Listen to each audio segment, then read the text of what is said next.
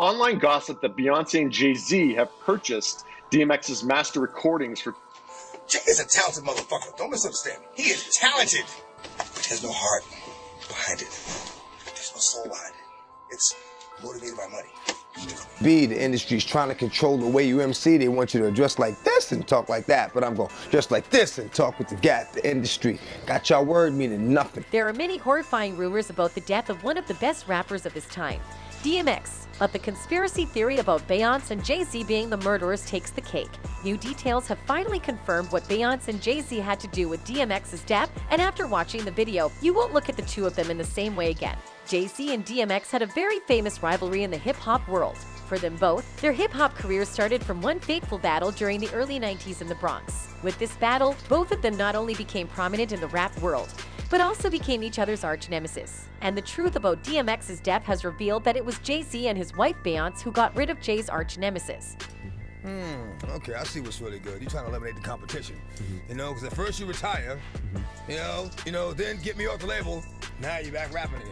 DMX passed away in 2021 of suspected drug overdose. Was the overdose an accident or was he murdered? The answer reveals itself in who benefited the most from the rapper's death. Right after DMX's death, there were rumors all over the internet about Jay Z and Beyoncé buying DMX's masters. These rumors only confirm one thing, that Jay Z and Beyoncé had a lot to gain from DMX's death. The couple owning DMX's masters would mean making millions and millions in profits. Many people claim that the couple spent $10 million to get all the royalty payments after the rapper's death. In this case, the rapper's many children would be deprived of any profits from their father's life's work. This rumor would confirm the suspicion DMX had about Jay Z during his lifetime, that everything Jay Z did was for money. Jay Z had sold his soul for money and would do anything possible to become wealthier and wealthier. He is talented, but there's no heart behind it. There's no soul behind it. It's motivated by money, strictly.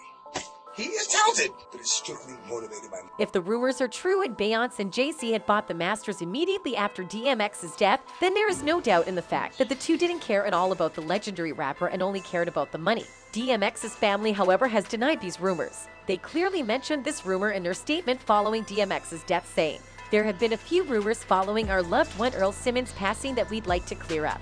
No one has bought Earl's masters." The family was very quick to point out that the masters hadn't been sold. But the quick response and the tone of it suggests that they did so in order to put the news to rest. Was it the rumors that they wanted to rest or the horrifying truth?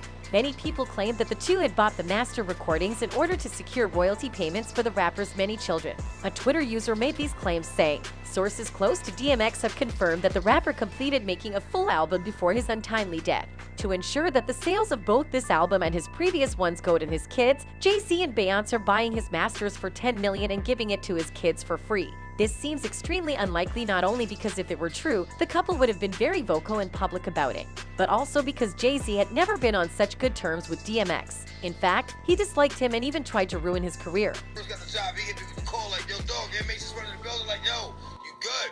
Finish the album, shoot the video." What happened? Niggas go on vacation and, we don't know.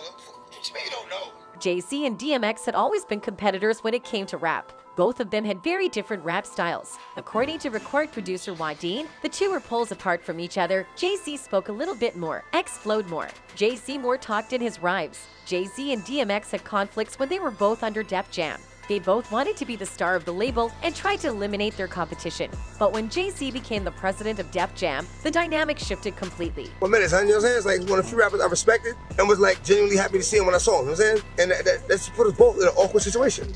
When talking about the tension between the two rappers, the founders of the record label Rough Rider said that the problem between the rappers was pretty obvious and simple. It was just their egos. They continued to explain that X wasn't satisfied with how Jay was using his influence as Def Jam president. Jay Z called X and told him the inmates have took over the prison. He said, "When your man Jay Z got in position, X felt like he didn't honor him and hold weight like he was supposed to." DMX believed that he was a better rapper than Jay Z and having to answer him was unthinkable for him. In DMX's mind, he was like, "I won't, I'm better than you." So when Hov wound up being president at Def Jam, he felt like he had to answer to him, and X didn't like that. He felt some type of way about Hov dictating his future. DMX thought Jay Z was doing everything in his power to sabotage his career. And with him being the president of the record label, Jay Z had all sorts of opportunities to do so. Yeah. I think he tried to hold me down. Right. You know, but it wasn't much he could do, and then that comes with putting yourself. After DMZ had already recorded his 6th album and even shot the music video for it, Jay Z refused to release it. He didn't even have the decency to give DMX any clear or believable reason for refusing to release his work. It's clear that Jay Z wanted to ruin DMX's career. Finish the album, shoot the video. What happened? Niggas go on vacation. We don't know. DMX thought this was because Jay Z despised him and wanted to destroy DMX's career. He believed it was an elaborate scheme that Jay Z had hatched so he could eliminate all competition after becoming the president of Def Jam, and then later using the void in the music industry to advance his own music career. Okay, I see what's really good. You're trying to eliminate the competition. You know, because at first you retire, then get me off the label. Now you're back rapping again. Jay Z even tried to attack DMX's image and come out as the victim in all this. He portrayed DMX as a drug abuser who couldn't be trusted. At the time, they were saying that he was on drugs. That's why he didn't want to invest in it. Right. They already invested. She mean they didn't want to invest. They already invested. Like I said, the album was recorded, shot the video, everything. That was just supposed. You know that. Do you ever feel like All this made DMX furious and he decided to leave Def Jam. Having to leave the record label over his problems with Jay Z was just another nail in the coffin.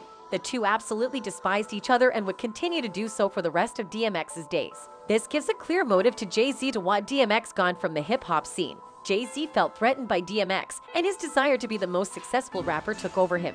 But DMX was a legendary rapper, and the sure way to beat him would be to eliminate him from the music industry entirely. Not only would it clear the way for Jay Z as an artist, but also give him a lot of monetary benefit. Jay Z and Beyoncé are known for being calculated and fearless when it comes to achieving their goals. If there's anyone in the world who could have sacrificed a talented rapper of the likes of DMX for the sake of money, it's Jay Z and Beyoncé. The couple, and especially Jay Z, have always been known for being money-driven and greedy. Jay Z is known as a businessman before even a rapper. Before he started rapping, Jay Z was Sean Carter, a teen drug dealer on the streets of Bed-Stuy, Brooklyn. When he couldn't get a record deal at the start of his career, he made his own company. It was either give up or create my own company. His dedication to being a business comes before any other thing, and Beyoncé fully shares his vision. So, it won't be surprising that the two of them saw the monetary value he could get out of DMX's death and decided to sacrifice him. This wouldn't have been so hard considering DMX's very public drug addiction. Some fans believe that all this news of Jay Z and Beyoncé buying DMX's masters is just a hoax. The two are way too smart to let the media know of such a critical piece of information. One fan tweeted, "I want it to be true, but several things are off. One being that Def Jam definitely aren't selling no DMX masters for $10 million. And two, Jay Z and Beyoncé are way too discreet for me to believe random blogs would know about it already." Other people are pointing out the delusional fans who think that Jay Z and Beyoncé are buying the masters out of goodwill and love for DMX. One fan wrote, "The whole rumor about Jay Z and Beyoncé buying DMX masters and giving the royalties to his kids. Now I'm seeing sites where people are mad after the family made a statement and said it didn't happen." That's it for today, folks. Until next time, goodbye.